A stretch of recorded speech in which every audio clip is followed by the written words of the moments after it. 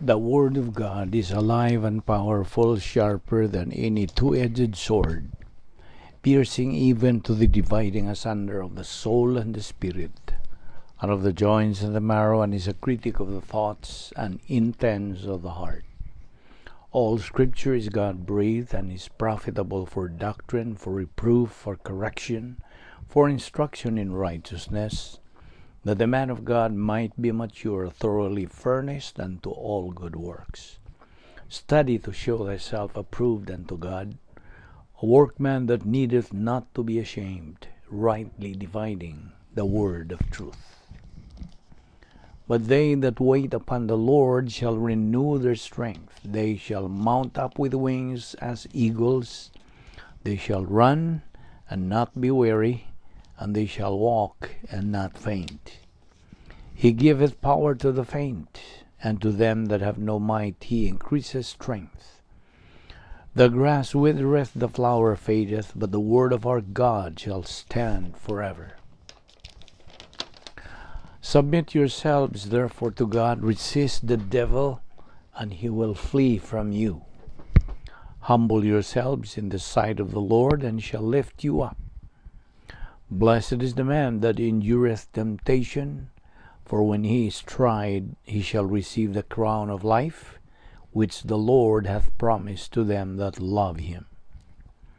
For I am persuaded that neither death, nor life, nor angels, nor principalities, nor powers, nor things present, nor things to come, nor height, nor depth, nor any other created thing shall be able to separate us from the love of God, which is in Christ Jesus our Lord. Fear not, for I am with you. Be not dismayed, for I am your God. I will strengthen you. Yes, I will help you. I will uphold you with my righteous right hand. For God has not given us a spirit of fear, but of power and love and of a sound mind. Sa dili pa kita makamatayon sa pagtuon sa pulong sa Dios, nining adlaw, mangandam kita sa tong kaugalingon, pinagi sa paggamit sa recovery technique sa 1 John 1:9, which says, if we believe or confess our sins, God is faithful and just to forgive us our sins and to cleanse us from all unrighteousness. Wala lang kadimo higala, wala pa'y kaluwasan. Gidapit ka karon nga imong gamiton ka ng imong kabubuton sa paghimog desisyon sa pagtuo, pagdawat kang Ginoong Jesucristo ingon nga imong manluluwas. Believe on the Lord Jesus Christ and thou shalt be saved. Acts 16:31. Busa sa hilom, magampo ta.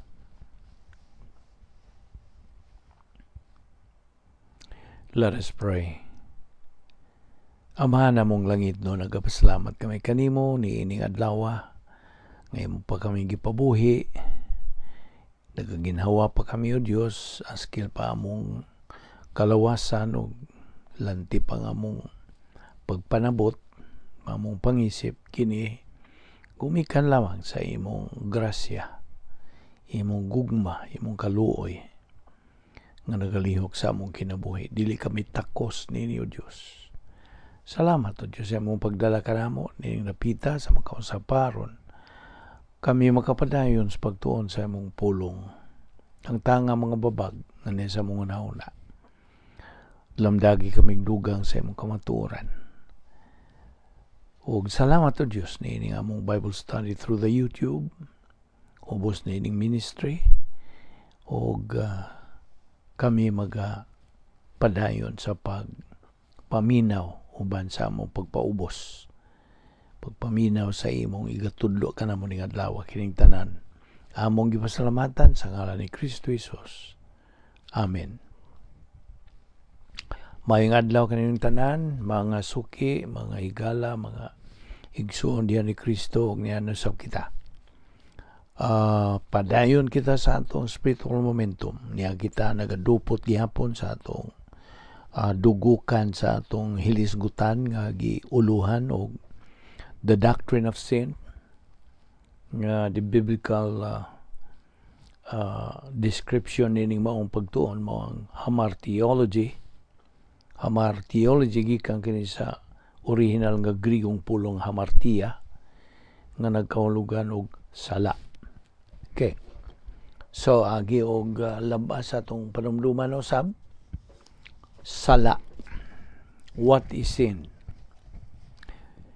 Well, sa ato nang hubad o atong define ining sala, it is anything contrary to the character of God or acting independently of God and God's provisions.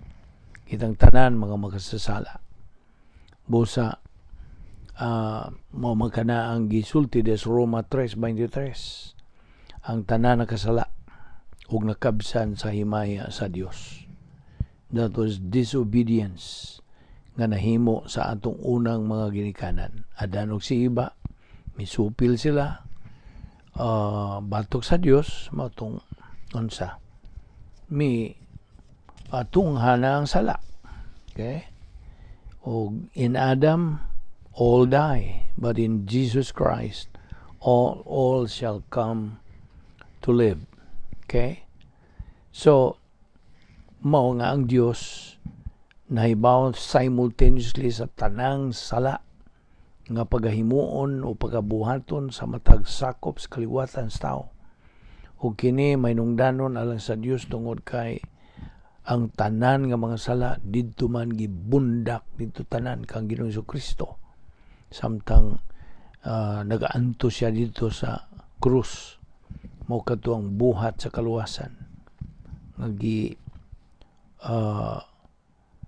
himo o giangkon ni Ginoong Jesucristo ang atong mga sala siya ang mipuli sa atong dapit.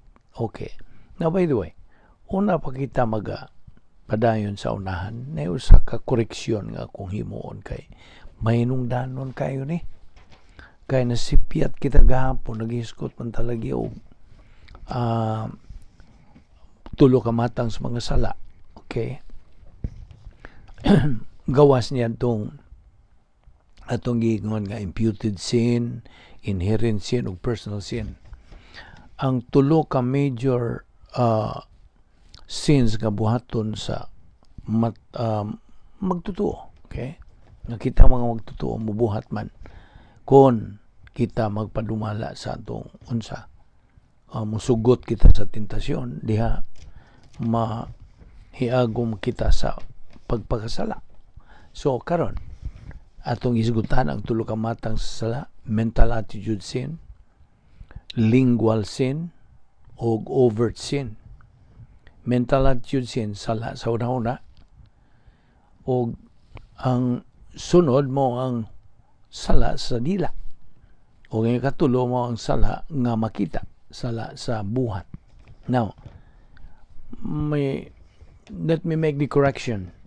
Kagahapon, I mistakenly said nga ang mental attitude sin, of course, it's the worst kind of sin. Kinagrabihan ning matang sa mga sala. Nining tulo, tungod kay, mingon ako, tungod kay it cannot be seen by man and God. Only ikaw rin makita. Sayop.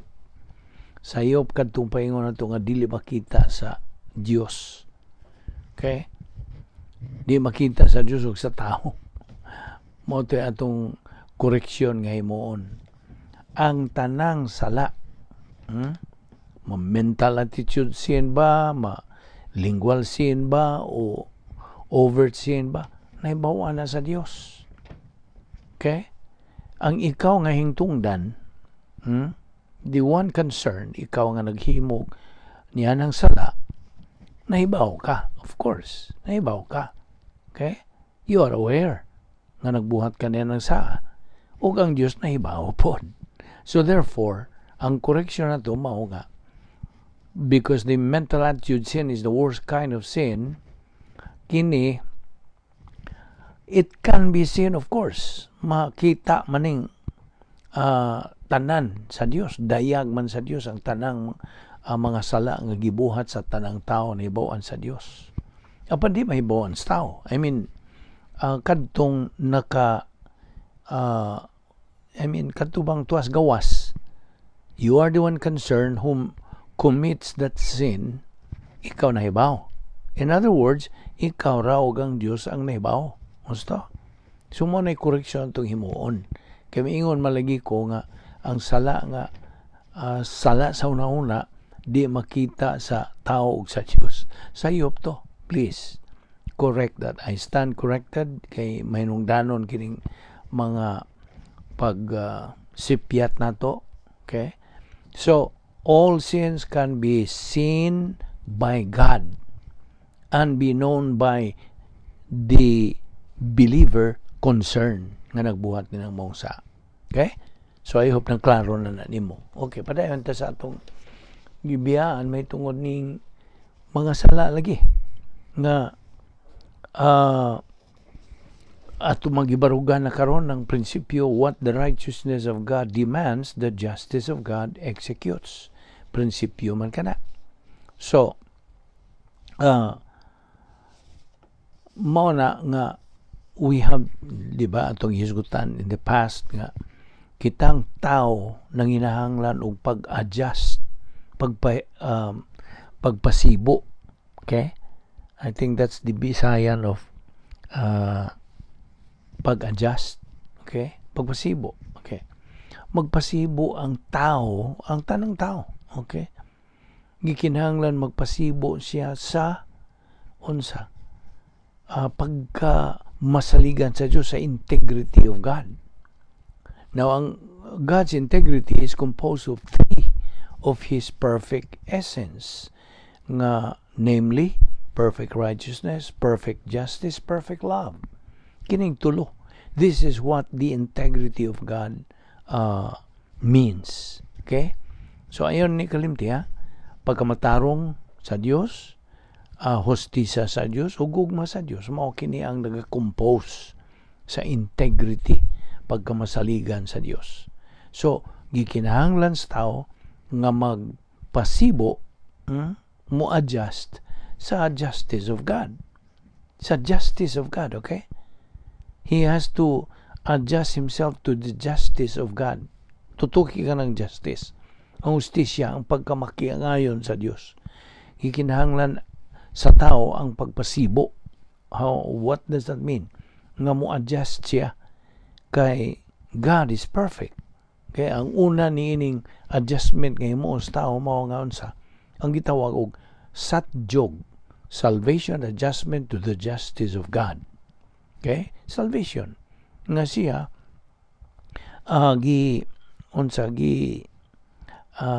pahimangnuan, gimanduan o gihangyo gani sa Dios nga mutuo lang sila sa iyang bugtong anak nga si Ginoong Kristo, mutuo lang sila maluwas. That is salvation adjustment.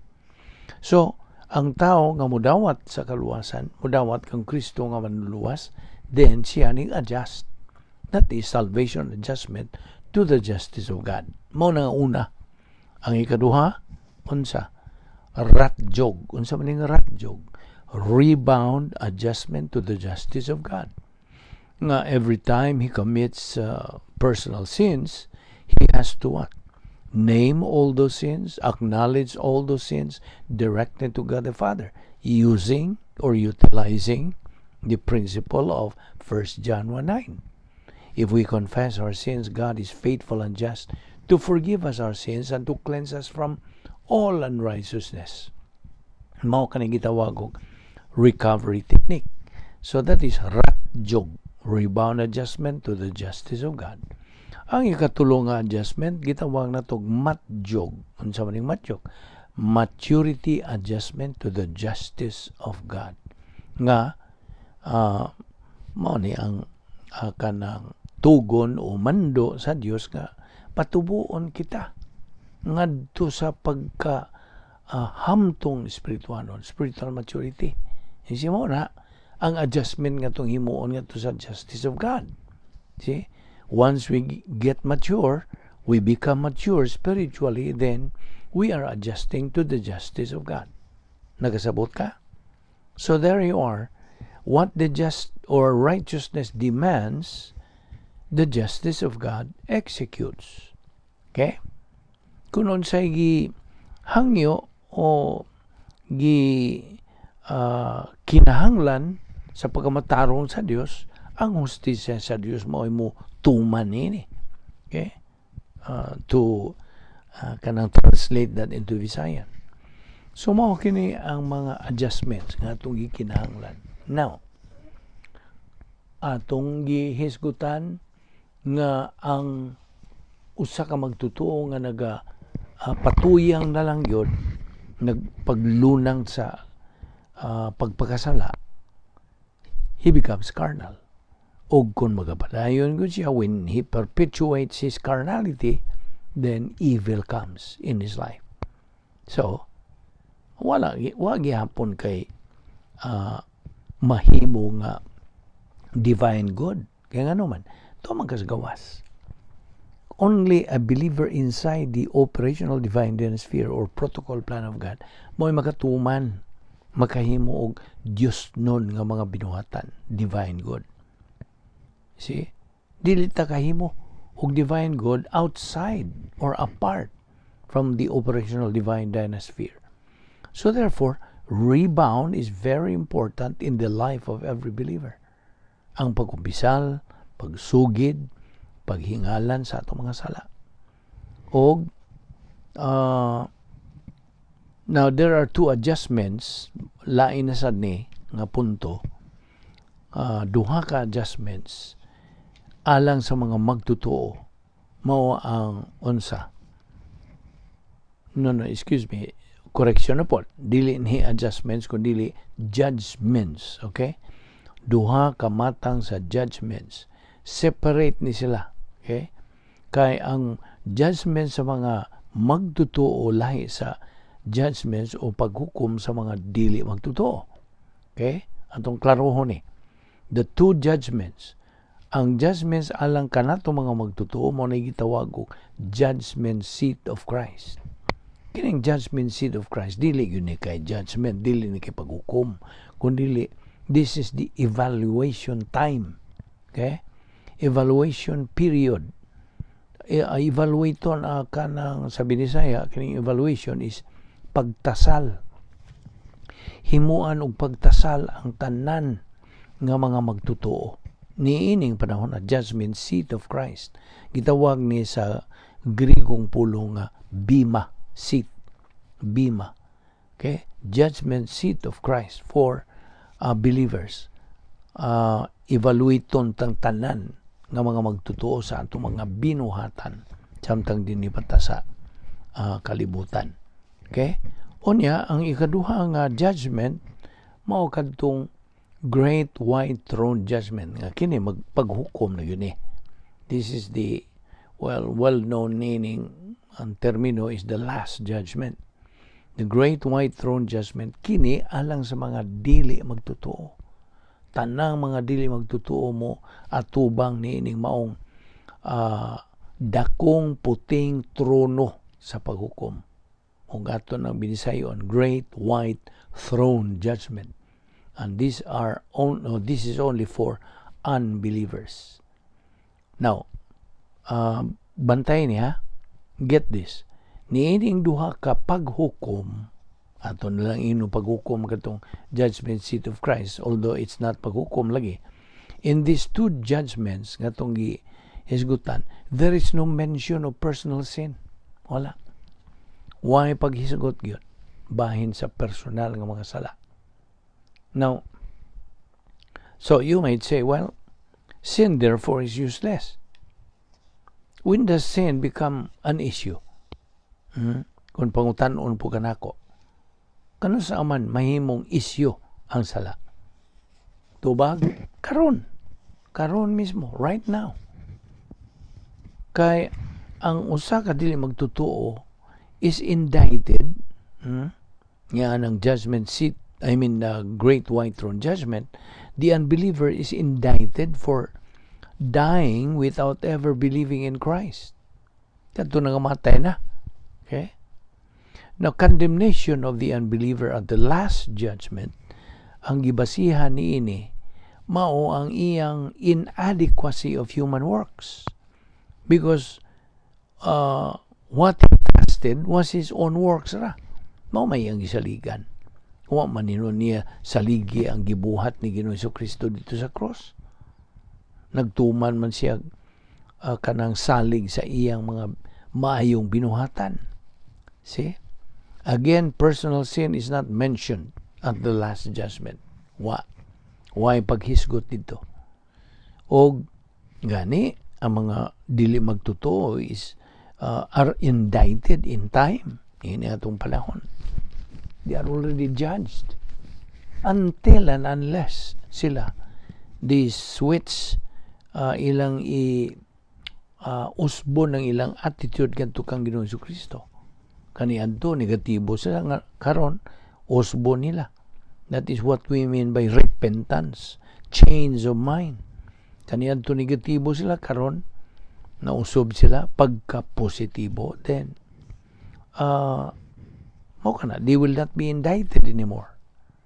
At the point of his death, inikamatay niya for his failure to believe in Christ. Sa usa ka dili magtotoo, but he is judged at the great white throne judgment for his human good and dead works.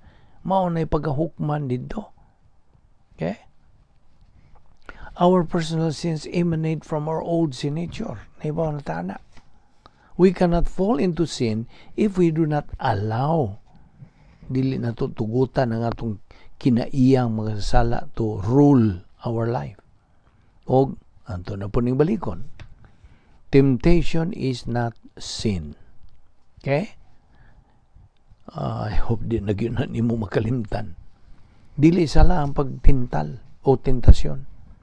It is when we say yes.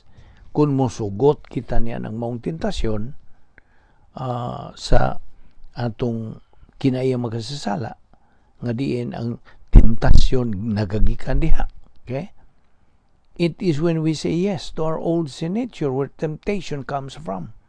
Busa, balik ko na puntang ang prinsipyo, it is a matter of choice, a matter of volition. So, mao kini ang mga punto nga itong gidadin now, God knew every person's decision, right? Mao bitaw ning issue lagi kining volition. This is the issue. Karon nga nagalingkod ka diha, nagpaminaw kanining atong pagtuon sa pulong sa Dios. The issue you are facing is your volition. Kaugalingong kabubuton. Bisan gani karon samtang naminaw ka, ang imong volition unsa paling-paling na may left lobe na po right lobe. Ang left lobe mo yung ayaw katuwa na, di na tinuon. Kapag ang right lobe mo yung po tinuon na, kamatuura na. Isi na ay away nila. Isi mo na nga ang imong volition mao ay issue. So God knew every person's decision. Remember the law of volitional responsibility? Naatay himpit nga kagawasan. God gave us perfect freedom, complete freedom. Apan, with that freedom goes responsibility. Mao na itong bantayan yun nga prinsipyo. Naamantay, tulubagon kita may manubag sa matag himong itong desisyon, kita rin manubag sa itong gihimong desisyon. Dili itong ubang tao. Bisag mo yung siya manggod mo i-influence na ko, dili. Na siya i-influence, pero kinsa may muhimong desisyon, siya ba o ikaw? Ikaw man. Mo nang ikaw mo ni, you are the only one answerable, responsible, and accountable sa imong desisyon. Mo na nga, di ka mo ba, mo naging anlan. This is under the law of volitional responsibility. Kay ang free will o ang responsibility, di na sila mahimong buwagon. Di na mahimong buwagon. They go together. They can never be divorced from each other. So, ang law of volitional responsibility bantayan kini.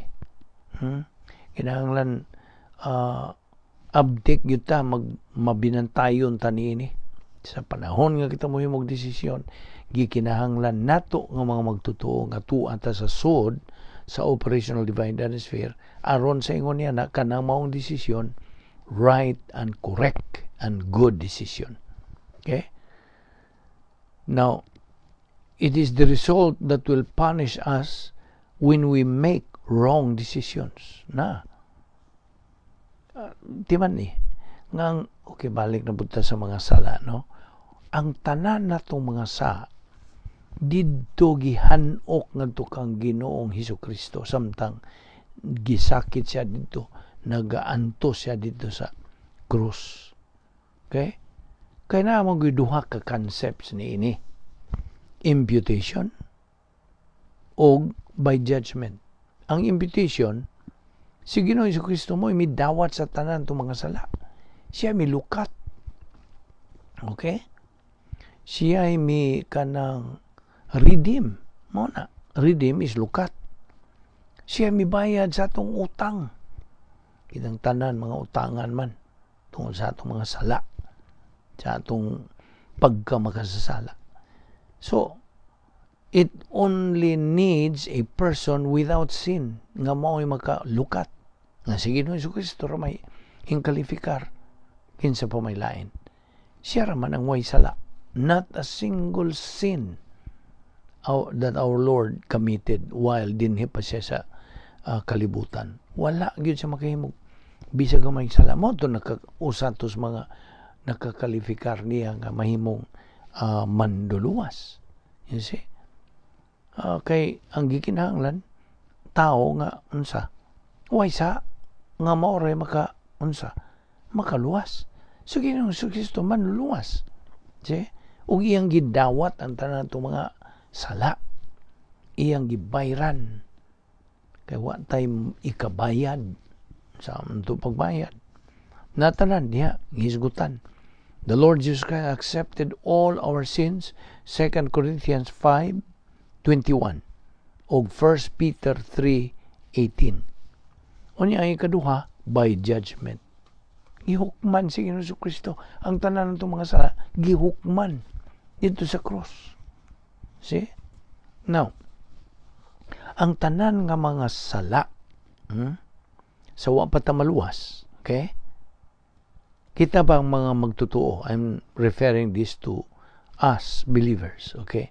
All praise salvation sins of the believers and all sins of all unbelievers. Ang tanang sapod sa tanang mga di magtotoo na apil ni, na langkob ni, na sud ni sa gibuhat ni Kristo dito sa cross. Unlimited atonement ang gitawag niya na.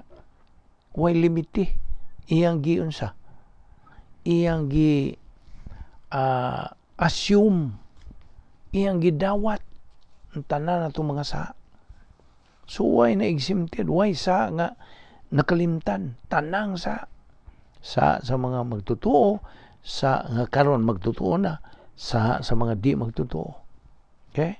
Therefore, the greatest judgment of all of human history, mao kadto unsa nga gidangatan mo to na ang kahimtang ni Ginoong Hesukristo. The greatest judgment of all of human history is that of our Lord Jesus Christ. Mao na gitawag og redemption solution. The basis for all forgiveness. Sabtag yun na pagayo.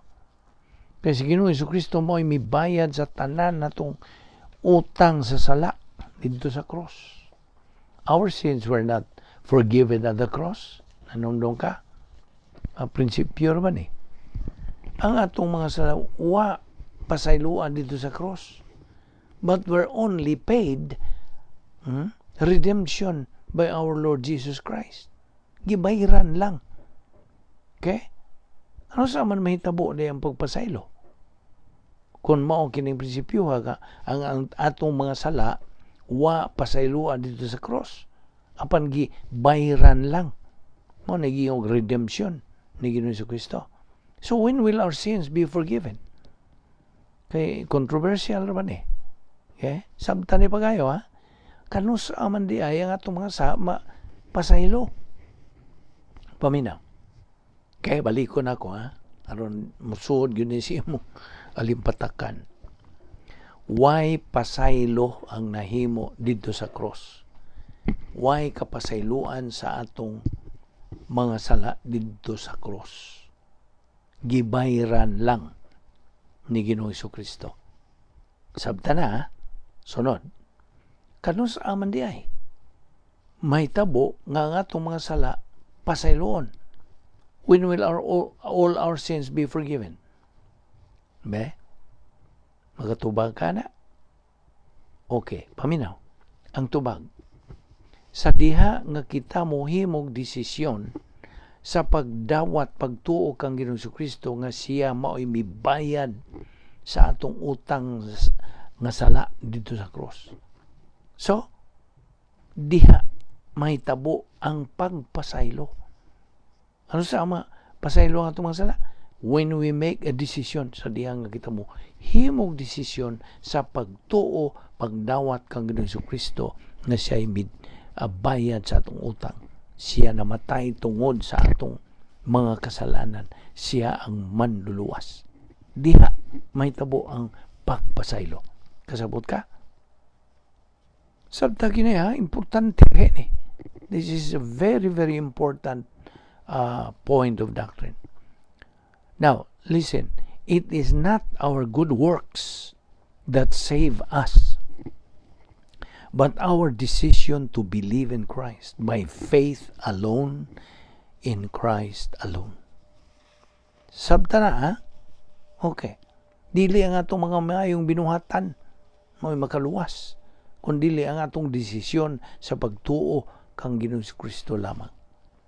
Ang tanan nga mga sala, okay, karon luwas ka kay mituo ka man, midawat ka naman ni kang Ginoong Jesucristo nga imong manluluwas, ana ang kapasayloan sa imong sala, pasayloon tong imong sala.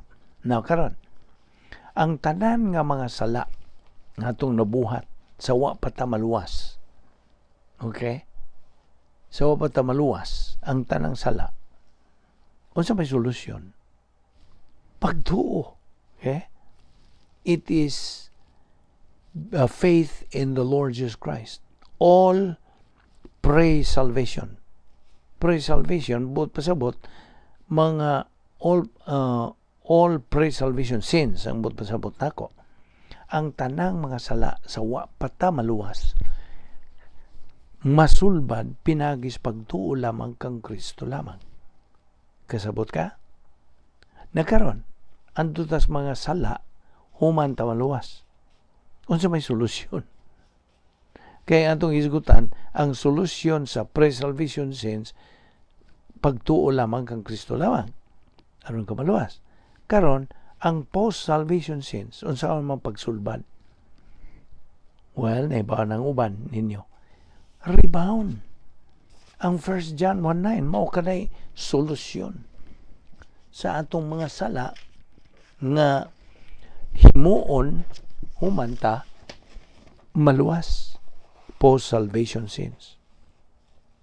Now, okay, ang uban po lagi mo yung awang ko sa ba? Okay. Now, timan basahan ng 1 John 1:8. 1 John 1:8 says, if we claim to be without sin, we deceive ourselves and the truth is not in us. Kaya ugbuhan to ni mo na, mayong sa, then you are making God a liar. Imong gibaka-baka ko ng Diyos. Unya, diyan sa 1 John 1:10. Ano sa magsulti sa 1 John 1:10? If we claim we have not sinned, we make him out to be a liar, and his word has no place in our lives. Na. Klaro kayo ka na. So, rebound therefore is very, very important to every believer. Okay? That's why God set rebound as the first problem-solving device. Gauna gyud. Mao ginagiuna gyud paglista. Okay? Now, okay, sa may resulta sa 1 John 1 na ito naman ang gisgutan. Inig, hingalan gyud nimo inig, ang kunimong nakasaka, yan ang maong gidaghanon nga mga sala, imo kanang ang kunon nga nabuhat nimo, then that is application of 1 John 1:9. Unsa may resulta? Ibo ka kung sa resulta? Either your suffering is still there, mahimong naagihapon. Number 2, either your suffering gets less painful, murag mo minus ang pagkabugat. O ikatulo, either your suffering will completely be removed. Yeah? Hingpit gumawa, muwagtang yun. Now, it's all in God's will. Perfect decision niya. You see? Naara yun sa kamubuton sa Diyos. If sins are no longer the issue, why are we still punished for our sins? Mangutan natin halika. Answer, for our failure to obey God. Number 1. Number 2, for not using the divine solution.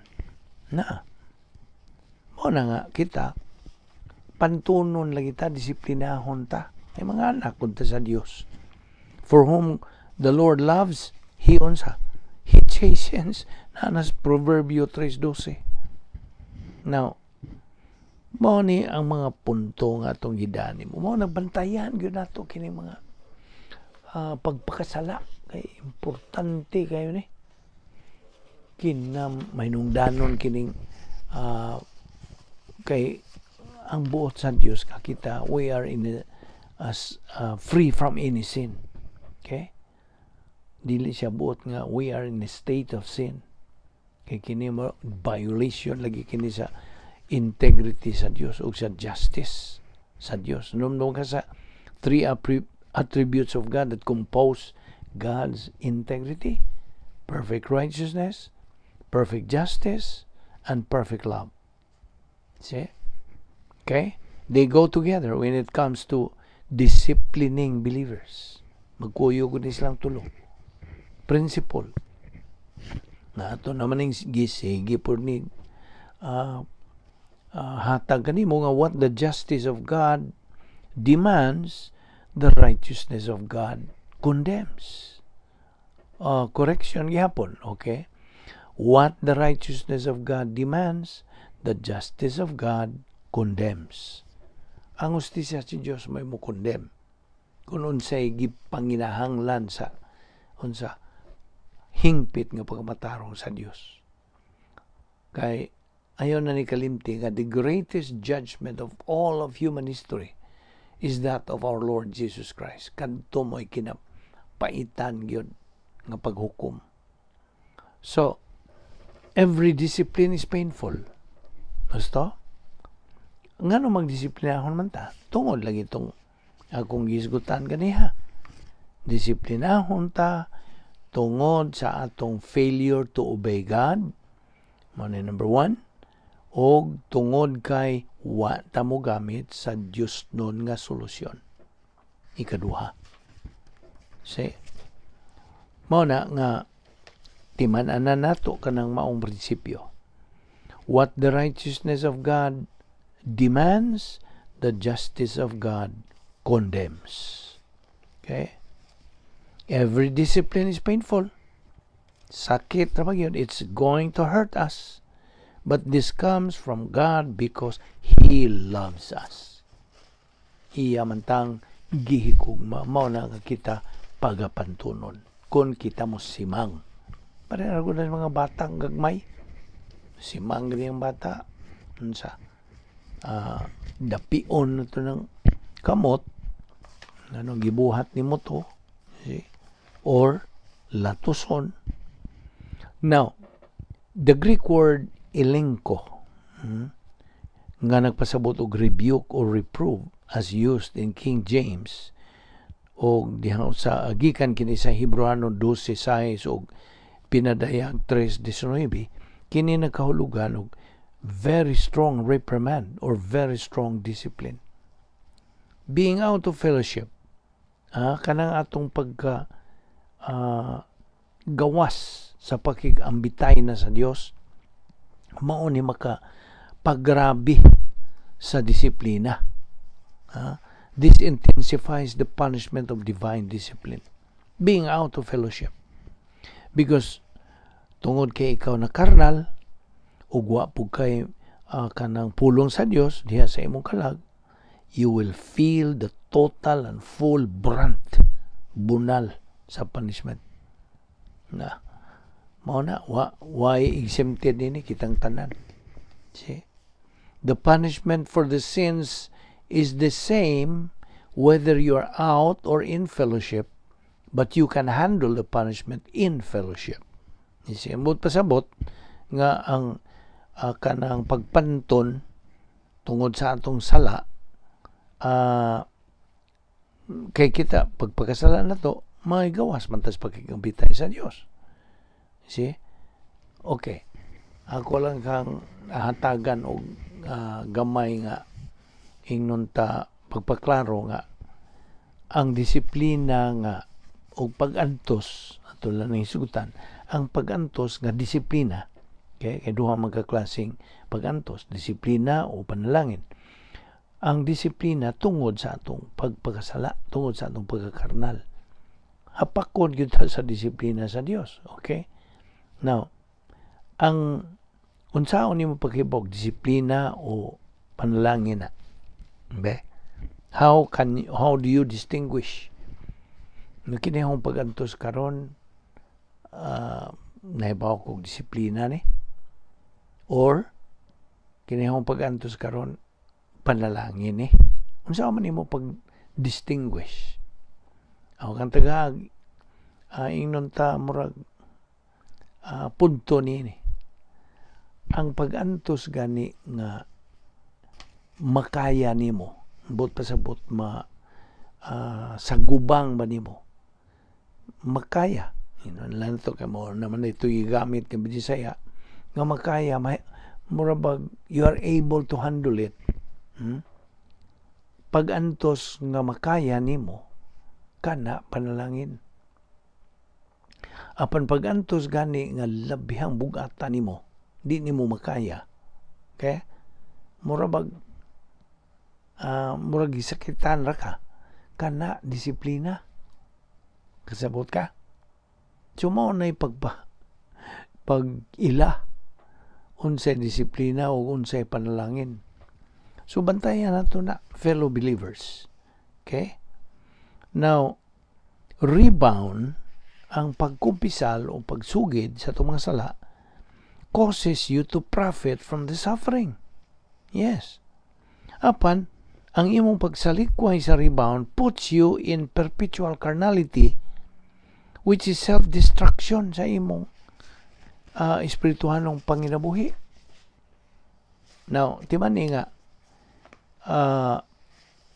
sa diha nga kita disiplinahan sa Dios, fair and kanang just, kanang maong pagdisiplina, kunhon nimo ang Dios, just, good, and fair. God is always fair, whether in disciplining or in blessing. God is always fair and just in forgiving us. Now, no one can fool God. Why unsa binuang sa Dios o deceive dili. No one can fool God. Beware of saying, I have not sinned, so why should I be disciplined? Beware. Magbantay. Lisod na, mayroon na ka na. Kay nahog na po kanya ng 3 ka arrogant skills. Numdong kas 3 arrogant skills. Self-justification, self-deception, o self-absorption. Namo na. So we must be diligent in using rebound in our Christian life. Principle. Ritual without reality is unsa? Meaningless. Why kahulugan? But ritual with reality is meaningful. See? Ang ritual ba, mga seremonyas ba ron? O mga practices ba karon? Kini ritual nga way katinuuran no reality. Why kahulugan? You see? Apan ang ritual nga na ay reality o katinuuran, it becomes meaningful. Makahuluganon. Now, so what is the victory against sin? Di man unsa may kadaugan batok sa sala? Rebound. But you have to persistently and consistently use Bible doctrine for victory against sinning. Okay? Ang gikinahanglan mao nga malahutayon, makugihon, magsigi ka sa imong spiritual momento, pagtuon sa pulong sa Dios, continuous, daily. Okay? Mao na pagi na sa Dios, protocol na sa Dios. Naron nimo mutuo ka wa mo, dawat ka ba niya na, imuha na pong pagbuot. See? It's a matter of choice. Okay, ayaw na ni kalimtipod. Temptation is not sin. Right? Dili sala ang tentasyon. When does temptation become sin? When you say yes to it. Okay? Kung musugot ka niya ng maong tentasyon, diha mahimong sala. So when you say yes to the temptation, that means imong giun sa gisalikway ang gahom sa Dios Espiritu Santo. Osto? Kay nagtuman makasi imong buot. Nagmatinumanon ka man sa imong kabubuton, dili ang kabubuton sa Dios. Therefore, temptation means when you say yes to the temptation, that means you reject God's spiritual power, Holy Spirit's power.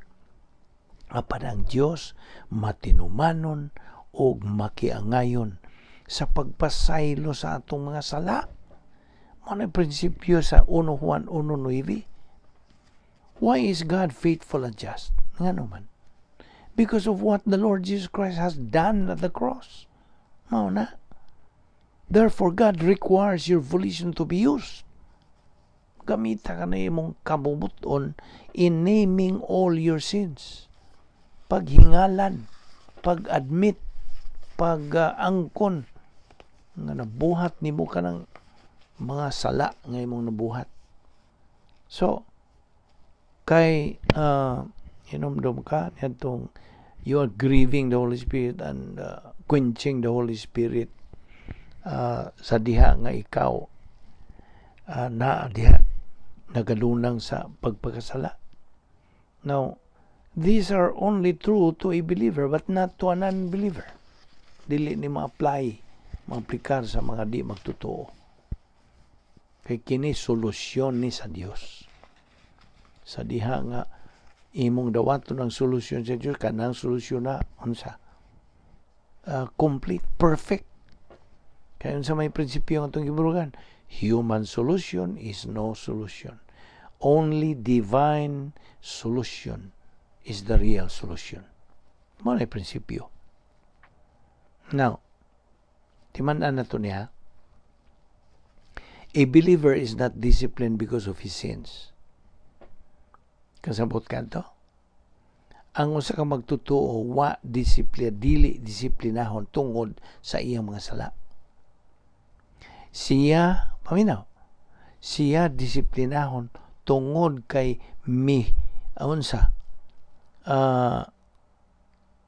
decide man siya, mihimo man siya desisyon to disobey God's solution to sin. Mao na itubag. Ako malikon. A believer is not disciplined because of his sins. He is disciplined because he decided to disobey God's solution to sin. Unsay solution to sin? Rebound. Therefore, kay kanang paabuton nga disiplina kung ikaw mo disobey sa solusyon to sin nga gisangkap sa Dios.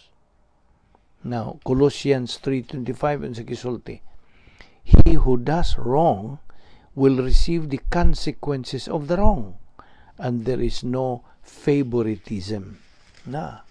Klaro man na kayong bersikulo ha. Now, all humans sin.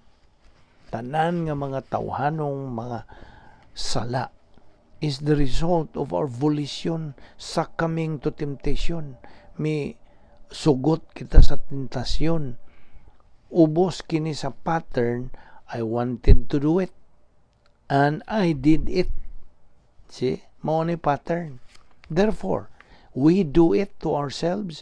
Hence, the principle of self-induced misery. Ano sa maning self-induced misery? Ang pagpahamtang rin pagka-alaot sa imong kaugalingon, ikaw ra po himog pagka-alaot nimo. Na mo naging self-induced misery. You see? So, whom should you blame when you make a bad decision? God or you? Natural, ikaw. Ikaw. Oh my Lord, you are a product of your decision. Produkto ra ka sa imong decision. You are going to pay the consequence of your wrong decision. Gusto? Man by nature is arrogant and does not admit sin. By nature na. Mao ni kinayas tao. Way exempted nini. Kitang tanan. Di man ko exempted. Tungod kay nagtudlo ta sa pulos ni Diyos. Ang tanan. You see?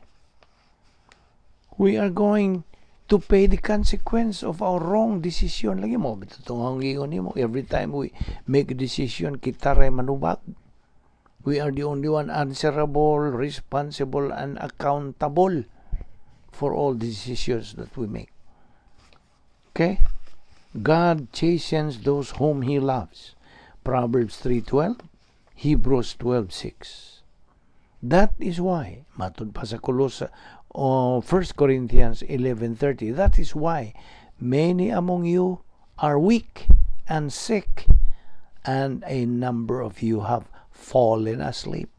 Mao nang weak kay wa man kita magaunsa sunod sa mando sa Dios. We are disobedient. Mao nang weak and sick. See? And a number of you have fallen asleep. Ano ba pasabot? Physical nga kamatayon. Now, the Supreme Court of Heaven, tagsara to si gamit ni, no? The Supreme Court of Heaven adds to what we have started in sin. Kini, this is classified as the law of punitive action, or in which God does it. Okay? Does it to us. Siya ang mga buhat nga kanato. Mo na nga, unsa to'y tulo ka stages of divine discipline. O bani mo na kanang makalimti. 3 stages of divine discipline. Tulo ka ang tulo ka level. Ang una nini is warning. Warning, pasidaan. Okay? Or, ang laingan ng warning, knocking. Knocking discipline. Mutuktok ang Diyos. Anak, balik. Mutuktok. Warning. So, pasakitan ka ginagmay niya na kay warning pa man. O wag yung ka, di lang yung ka manumbaling. You just ignored. Okay, you just continue disobeying God's mandate. Iyang mando. Then, intensive na masunod. Mura grabe-grabe na ba? Ano sabi ni Saya? Intensive na. O niya, pogyapon ka manumbaling, magsige na lang yung patuyang sa imong paglunang sa kasalanan. O ano ka magpuyo dito sa dapit nga may gahom ni Satanas. Cosmic systems. Cosmic Dynasty 1, arrogance system. Arrogance complex. Cosmic Dynasty 2, magbanus-banus sila, interconnected lang sila. That is unsa? Hatred complex. Ang usa, arrogance complex. Ang ikaduha, hatred complex. Intensive. Nakaron, Wa mangyod gihapon ka ng pagmanumbaling. You just ignored. Dayon lang gihapon ka nakaron. Moingon ng Dios. Di gyud? Di gyud kang patuo? Okay. Wa na ko'y mahimo. Ikatulo na gyud nga stage of divine discipline unsa man. Mao na ginganlan sa in English og sin unto death. But pasabot, kuhaon na lang yung ka sa Diyos, kaya wala makipos. Ang usa ka magtutuo nga wa na gyud mag tagad sa iyang unsa pagkakristuhanon. Grabe pa siya sa di magtutuo iyang kinabuhi. Luwas. Okay, he's saved.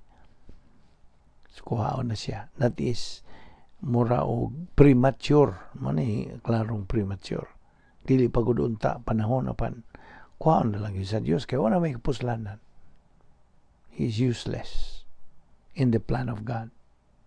Wa siya pagtuman. He just ignored. Mao na ni kinatumyan sa stages of reversionism. Reverse process reversionism. Wa na gyud. Grabe. Grabe pa siya sa dili magtutuo. Kuhaon lagi sa Diyos. Mao nagiingon sa Bisaya nga laksion na ang kinabuhi niya. Kuhaon yun. Mao ni sin unto death. Makaako ka ba, makaabot pa yun na? Na mao na, wata mag kanang hadlok ni mo, we are not threatening, but pulong ni sa Diyos. Tulitunan. Di ba niya?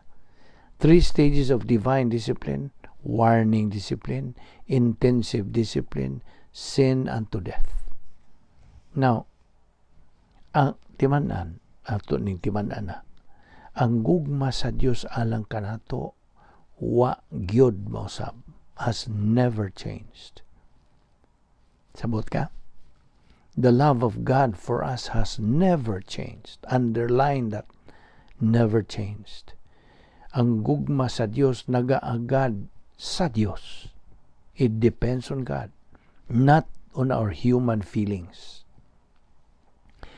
Tinuod nga ang matag disiplina, every discipline hurts. Sakit gyud. Nainomdom ka sa itong isgutan many months ago, kanto bang doctrine of double punishment. By double punishment, we mean this. Number 1, we are disciplined by God for disobeying Him. Number 2, we are disciplined by ourselves because of wrong decisions we make. Mao na self-induced misery. See? He who does wrong will receive the result of that wrong. Prinsipyo man sa self-induced misery. Okay? Mao na. Di man ina na, ha? 1 Corinthians 11:30, 3 stages of divine discipline. Disiplina sa Dios. Warning, pasidaan. Kung di ang patoo, intensive, mo grabe-grabe nga pagdisiplina. Kung di pag-yun patoo, then sin unto death. Okay? Sala nga makamatay. Nga. So, kini bang law of volitional responsibility na ani sa Biblia? Ani sa pulong sa Dios. Ang prinsipyo o ang law of divine discipline is also in the Bible. Na sa Biblia. Aniya, the sequence. We sin. Muhimot ang sala. We receive the discipline. Number 2, we receive the punishment from God. See? So, rebound ang unsa. Ang labing importante sa atong kinabuhi Kristohanon. Kaya ang rebound mo resulta to, unsa? Unsa may resulta? Kita masiguli, restore. Okay? Ma-restore ang atong fellowship with God, the Holy Spirit. Okay? Fellowship with God, the Holy Spirit. Natay pakigambitay. Just imagine, natay pakigambitay sa Diyos Espiritu Santo. Ikaduha, matangtang ang atong mga personal sin. Ikatulo, keep moving. Padayon sa imong espirituhanong pagkinabuhi. Ay, hunong. E mohunong ka, mo rin ang ingon sa pagbuylo. Ihimplo na to, very good example ka ng pag mag-drive lagi ka, tungason gani ka ng imong, ang daan nga imong agian, kinahanglan mo buylo ka. Ayaw hunong. Ayaw, of course, mohunong sa kay mo buylo pa man ka. Diha sa ubos, mo buylo ka, aron mo sotoy ka dito sa pagsaka dito sa taas. You see? Nga sayon. Kaya mga ano, mo na, you are keeping, you keep moving sa mong espirituhanong pagkinabuhi diha. Mo na, ang atong pagkinabuhi, padayon sa pagtuon, hala, mo na, tandin to ka na sa pagbuylo. So, suffering nga divine discipline is a motivator. Nagadasig kini, teacher ni, magtutudlo ni, nga ni natong mga magtutuo, to repent. Ano siya basa po to repent? To change our mind. Nga kita makaamgo, makahinuklog. Sakto ba ng Bisaya? Nga makahinuklog, makaamgo ta, nga kita natangtang atong pakigabitay sa Dios. You see? Suffering is a motivator, teacher to a believer to repent, to realize that kana siyang magtutuo is already out of fellowship. Hinom dumi niya po'y lain nga prinsipyo, stress is optional, but adversity is unsa? Inevitable. Na unsa may butasabot? Ang stress, unsa may binisayang stress? Ang kanang pagpiit, hinon lang nato. Okay? Ang pagpiit, kapilian, optional. Apan ang katalagman, adversity, di na kalikayan. See? So, ang bot pasabot ni stress is optional but adversity is inevitable. Mo nga, ang pagpiit, stress, mahimo ni mong kapilian. In other words, isumpay na itong laing prinsipyo ni stress is what you do to yourself. Naramong na ni mo. Mabitang ganahan ta mo. Mo quote na po niya let us quote niya ng usa ka nindot nga slogan sa usa ka medical insurance. Okay? Let us quote na nagaingon sila. Train your mind, your body will follow. Nga katinuuran na. See? Kaya ang stress naman diya sa imong mind. See? Therefore, stress is optional but adversity is inevitable. So, ang sala hinders the function of our spiritual life. May mga balda, may mga babag, mga pahunong. Thus, God warns us regarding that nagapahinumdum ka nato nini regarding this. He reminds us of the volitional responsibility and divine discipline. Pahinumduman ta sa Diyos. God alerts us to the fact that there is a divine solution. Remember, believer, the principle.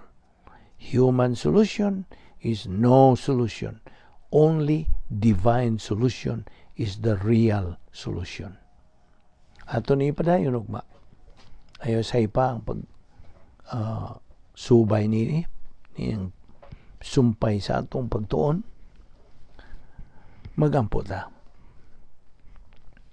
Ama na mong langit no, nagpasalamat kami kanimo sa imong pagkamantinumanon sa imong mga saad. Salamat sa imong tinaw ka na mong dugang, pag lamdag ka na mong dugang, ang mga kamatuoran ni among pagtuon sa mong pulong karong adlaw. Inaon nga kini mo tuhop gyud sa among galamhan ng Dios.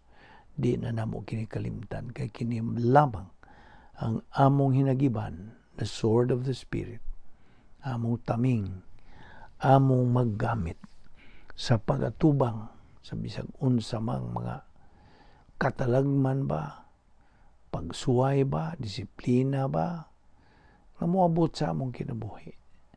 Salamat o Diyos sa imong mga pulong nga naa kami magamit sa pagsugakod o pagatubang ning tanan. Nga kami, o ikaw buot nga kami, mahimong mga mananaog samtang dinhi pa kami sa kalibutan o sa among pag-ubana kanimo Diyos. That is your will, that all believers, all your children become winner believers here and hereafter. Dada kami pagbalik ugma ng dapita o bani kami sa mong pagbugbuwag, iway kami o ilikay kami sa mga kabilinggan. Salamat nining among Bible study through the YouTube under the Balbido Evangelistic Ministry. Kini grasya man tanan o Dios. Ang ngalan ni Ginoong Jesucristo king tanan mo giampo. Amen.